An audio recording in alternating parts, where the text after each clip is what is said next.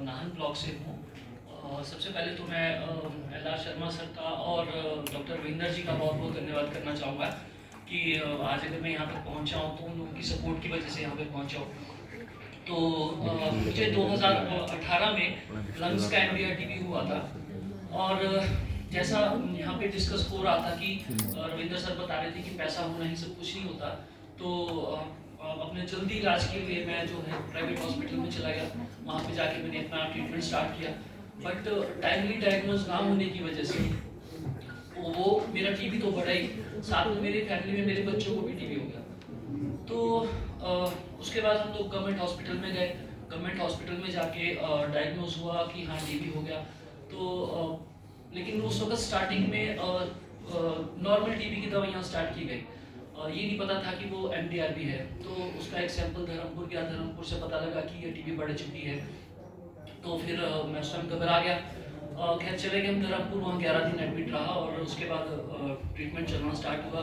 बच्चों का भी ट्रीटमेंट स्टार्ट हुआ। उस वक्त तो इलाज थोड़ा टफ होता था।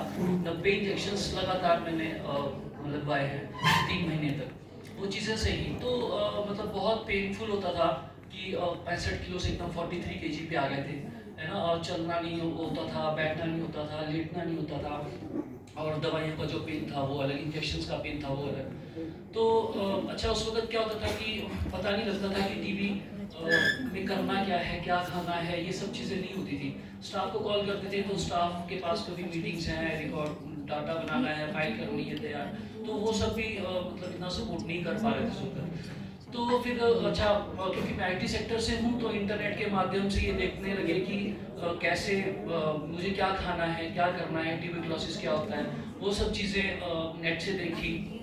ठीक है, सबसे बड़ी बात है कि पॉजिटिव होना बहुत ज़रूरी होता है। तो फिर मैंने अपना एक चार्ट बनाया, अपना 6 महीने तक का एक पूरा रूटीन बनाया कि मुझे आज मैंने इंजेक्शन लगवाया नहीं लगवाया, और एक टाइम टेबल मेंटेन किया कि 9 बजे ब्रेकफास्ट करना है तो करना ही है, ब्रेकफास्ट में क्या खाना है वो फिक्स किया, इंजेक्शन कितने बजे लगाना है वो फिक्स किया, और वो सब चीज़ें पूरे 9 महीने तक रखी। और आज तक फिर जब ये चीज़ जब मतलब ये दर्द होता है बहुत ना कि जब आप 43 kg पे चले गए और सोसाइटी में ये है कि ये खतरनाक बीमारी है, इससे बात नहीं करनी है, इससे मिलने नहीं जाना है, और ऐसा लगे कि जिनके साथ आप दिन भर बैठे हैं, हंस रहे हैं, खेल रहे हैं, खा रहे हैं, पी रहे हैं, और एकदम वो आपके घर में आपसे मिलने ही ना आए, तो एक बड़ा अजीब सा महसूस होता है। और अगर आए तो इसलिए आए कि अब ये ज़्यादा दिन का नहीं है तो लास्ट टाइम पे मिलने चले जाएं। तो ये एक बड़ा मतलब साइकोलॉजिकली आदमी एक सबसे ख़त्म हो जाता है। तो मैंने अपना हौसला नहीं हारा, और उसके बाद में पॉजिटिव तरीके से कि नहीं मुझे लड़ना ही है इस चीज़ से, तो मैंने वही अपना टाइम टेबल वगैरह बनाया, चार्ट बनाया, और मैं आस्ते आस्ते अपना वजन मैंने हर महीने 2.5 kg वजन अपना बढ़ाया, जिसको मेडिकल डिपार्टमेंट देख के काफ़ी खुश था कि आप इतनी मेहनत कर रहे हो अपने ऊपर। तो जब मैं लगभग 3 महीने हो गए थे तो उस वक्त मैंने चीज़ सोची थी कि अगर मैं पढ़ा लिखा हूँ, नेट चलाना जानता हूँ, सब कुछ करना जानता हूँ, लेकिन फिर भी मैं इतनी पेन में रह रहा हूँ, है ना। अगर जो व्यक्ति अनपढ़ है, जिसे पता ही नहीं है कि क्या करना है, क्या खाना है, कैसे करना है, वो कितनी पेन में रहता होगा, है ना। और जो ये स्टिग्मा था कि आज जो लोग मुझसे काम निकलवा रहे हैं, कल वो मुझसे मिलने ही नहीं आ रहे, ये भी एक दर्द होता था। तो मैंने डिसाइड किया कि मैं ट्यूबरक्लोसिस के लिए काम करूँगा, और जो लोग इसके साथ जी रहे हैं उनकी मदद करूँगा।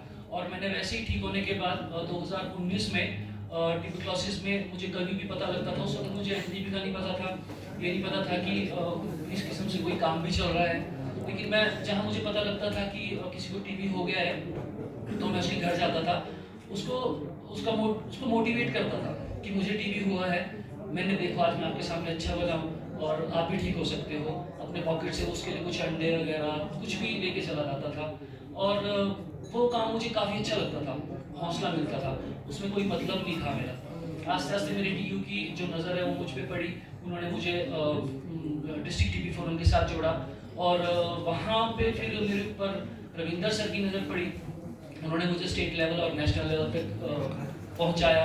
एल.आर. सर ने भी मुझे काफ़ी सपोर्ट किया।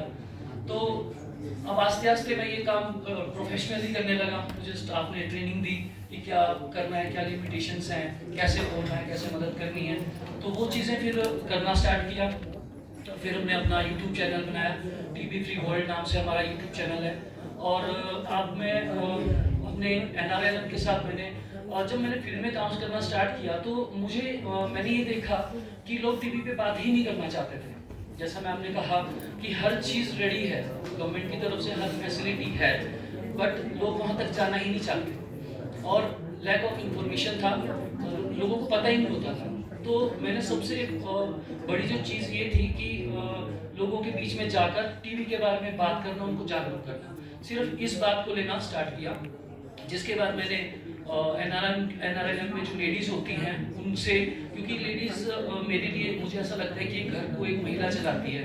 अगर एक महिला जागरूक है तो वो पूरा परिवार टीवी के प्रति जागरूक है। तो हमने NRLM में लेडीज़ को जो है वो जागरूक करना स्टार्ट किया। UKRCT में मैं एज अ DST काम करता हूँ, तो वहाँ पे जितने भी बैचेस लगते हैं, लगभग 35 लेडीज़ का बैच होता है। उन लेडीज़ को भी मैं लगभग आधा घंटा लेता हूँ, उनको भी हम अवेयर करते हैं और पूरे हिमाचल में जाके हम कहीं भी अवेयर करते हैं। इसके अलावा हम लोगों ने एक जिंगल बनाया जिसमें बताया कि टीवी से भेदभाव नहीं करना चाहिए। उसे हमने गैस सिलेंडर की जो गाड़ी डिस्ट्रीब्यूट करती है गांव में गैस, उसमें बजवाया माइक पे, ताकि लोगों को पता लगे कि टीवी के बारे में। बसेस में हमने ये चीज़ें करवाई। तो इस तरह से मैं काफ़ी जो है वो फील्ड में काम कर रहा था। अब सर थोड़ा सा टाइम चलिए ठीक है।